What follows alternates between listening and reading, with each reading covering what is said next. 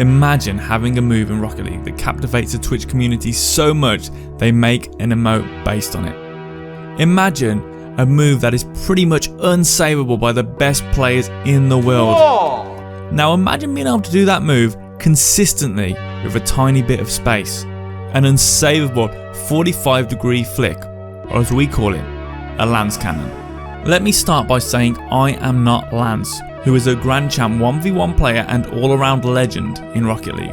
Oh no, I am a multi-time Grand Champ, top 800 in the whole wide world for total goals scored at over 35,000. Over 3.5 thousand hours playtime. More than that, casting and analysing. Top 32 RLRS play-ins player in RLCS Season 3. Yes, quite the introduction. But if you think that's good, you should see my flicks. Hello, darkness, my old friend. Yeah, about that. See, it turns out anything other than diving at the ball and hoping for the best is actually something I suck at. In fact, this is just embarrassing to watch. But I want to flick like Lance, so I have a plan. The first thing I did was ask Lance for a lesson on the 45-degree flick he was so damn good at. He told me a few things. 1. He uses keyboard and mouse, which means his inputs are actually perfect. 2. Slow is fast. 3. As opposed to other videos on YouTube that show you this, you do not need the ball on the opposite corner. It doesn't really matter. And 4. You must attempt in games to truly be able to do it. So what's the plan? 30 minutes every single day, practicing and reviewing my footage for 30 days. After each 30 minutes of practice, a 1v1 casual game where I try to pull it off non-stop will be played. So let's have a look at day 1. At first I really struggled to get control of the ball in the way I wanted. Lance told me to lower my steering sensitivity and this helped a lot. I'm now using about a 1.7, which has come down from a 4.7, so quite a big reduction.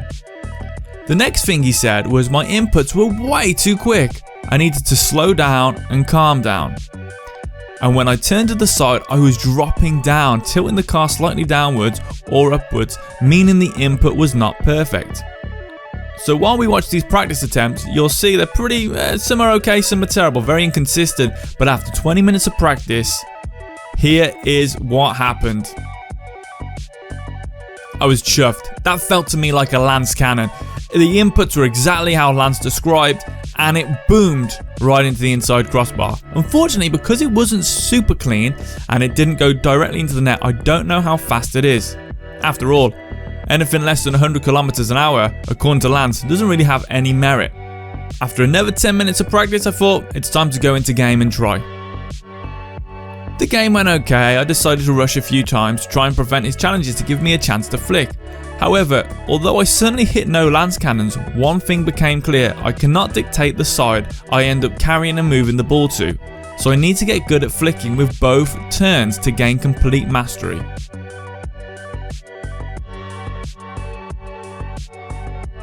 On day 2 was much of the same, but there was one huge difference. I felt like this was becoming really second nature now. I did make mistakes a lot of the time, sure, but the consistency was starting to improve and something just started to begin to click in my head. I was really impressed when I hit my first 100 km/h flick, and even more ecstatic when I managed to get a decent flick in game. I will now show the highlights from the rest of the week.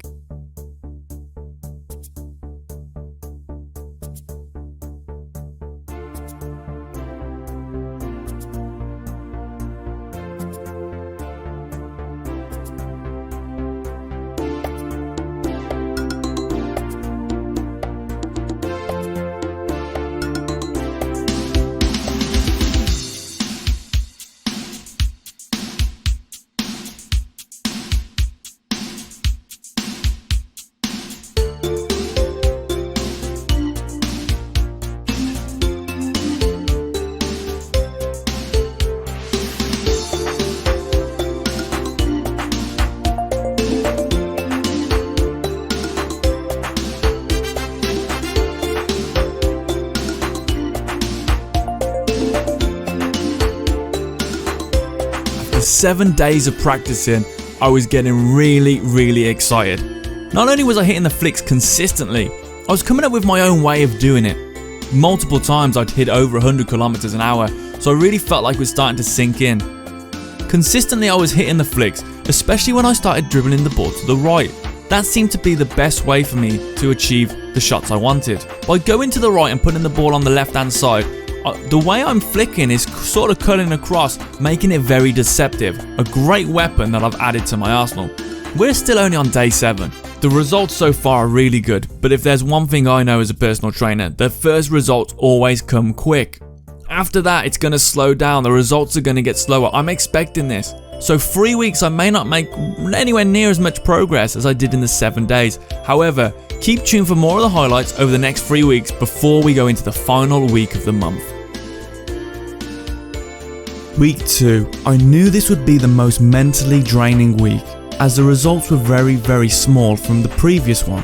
Not much was gained, however, I was hitting 100 km/h flicks much more consistently now, and every half an hour training session I was probably landing about 4 or 5, which is pretty damn good, compared to landing 1 in the week before. I was getting better at pulling them off in games, and I did understand the mechanics behind the flick a lot better now. Even going as far as to start delaying it, really understanding what Lance meant when he said you need to slow your mechanic down. But at the end of the week, on day 14, I was feeling a little bit meh. I didn't feel like I was getting as much as I should have for the amount of time I put in. Now Lance uses the Dominus for his Lance cannon, so I thought, you know what, let me just switch over and try the Dominus. And that's when it happened. 113 kilometers per hour. Wow, I really felt amazing. I celebrated this one. This was so good. Now that doesn't mean I'm going to switch to the Dominus. I really want to get this in the Octane as that is my main car. But I just felt so validated that I was doing something right. Stay tuned right now as we go through the highlights of week 3. Week 3 was by far my best week. Training was going amazing. In fact, most sessions I wasn't even dropping below 100 kilometers an hour now, which was so refreshing. Not only that, in one of the training sessions I hit 109 kilometers per hour twice in a row. Even the misses were now looking good. But near the end of week 3 was when the magic truly happened. 114 kilometers an hour in the Octane. That was truly a Lance cannon. Without a doubt, I really believe that is a Lance cannon. However, there was one major problem. As good as training was going, as good as I felt, I still wasn't able to land one in game. Hopefully this final week we can finally land a Lance cannon in game. Stay tuned.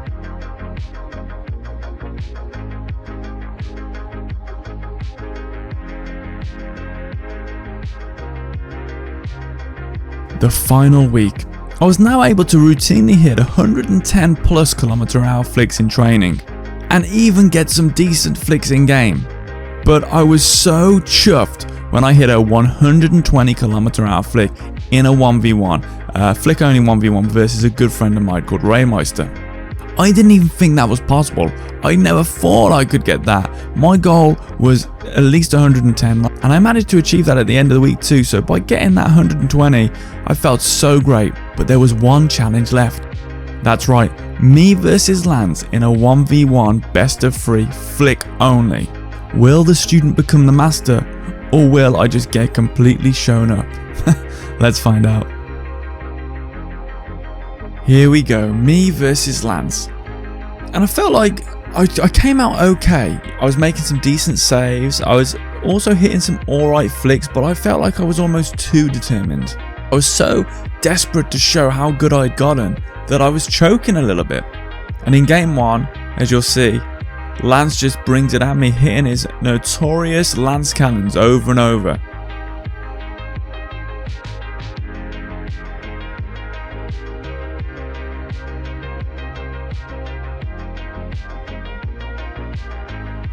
In game 2, I felt like I'd gotten a little bit warmer. I could see that if this went for another game, I probably would have hit some better flicks, but still nothing to what Lance was doing, as he was also getting warmer himself, as you can clearly see. And he took game 1 and game 2 to win the series best of 3. To recap over the 30 days, I'm really happy I did this. I've definitely improved at a skill that I thought I would always be bad at. something that I just didn't think I could do the inputs for. I've also noted that this training has actually made me better at other things, such as my ground dribbles. I now feel like I have a little bit more control when ground dribbling than I used to. I feel a bit more confident ground dribbling, as I know that I have a good weapon to turn to when things get a bit hairy. But this is not to take anything away from Lance, as let me tell you, I'm not even 10% as good as him at this. So although 30 minutes for 30 days is a great concept if you are pushed for time and you want to develop a skill, I think to be at the level where you could almost be considered world class would require a lot more time. However, I really enjoyed this and I want to do more, so if you have any ideas for skills or tricks for me to learn over the next 30 days, please drop it in the comments below and I'll give it a try. And if you'd enjoy this, hopefully you'll enjoy the next one, so please make sure you give it a like and subscribe. Peace out, look after yourselves.